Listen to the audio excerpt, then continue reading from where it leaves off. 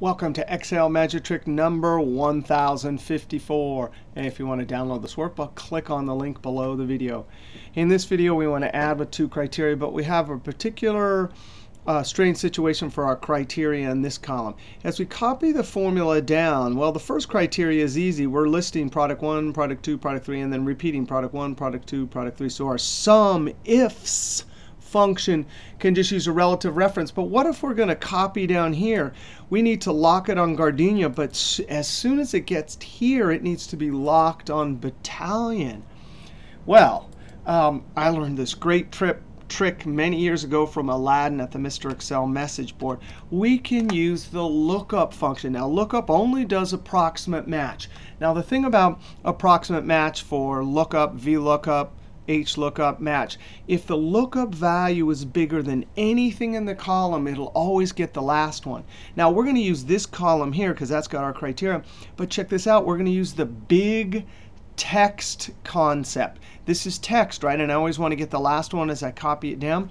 So I'm going to, in double quotes, use Z, some text string that's going to be alphabetically bigger than anything here. Now, that'll work fine, but so will, and I learned this from Hammy72, and I love this, the last letter in the Greek alphabet. You can see it down here. And the keyboard's a very strange keyboard. You have to hold down Alt the whole time, and then in succession hit 2, 3, 4. And it puts the last letter of the Greek alphabet. All right, so that's the lookup value. But what is the lookup vector? Well, check this out. We're going to use an expandable range, and that's it. That's not expandable until I lock the 4. I'm hitting the F4 key to put the dollar sign in front of the 4. This 4 did not have a dollar sign, so as we copy down, it'll go to 5, and then 6, and then 7.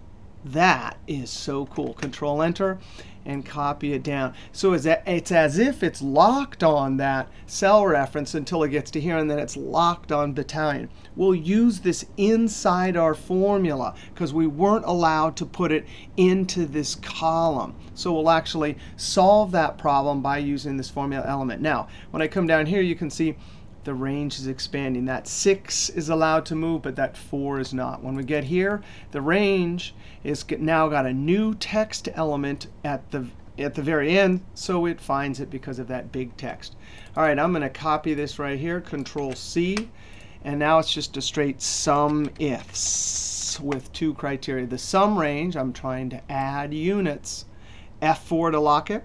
Comma. The criteria range 1, let's do phone first. So the criteria range is all of the cells, F4, comma. The criteria says, hey, in that column, what are we looking for? We're looking for phone 1. That's a relative cell reference, comma. The second criteria range, all of the sales rep, F4, comma. And then criteria 2, Control-V.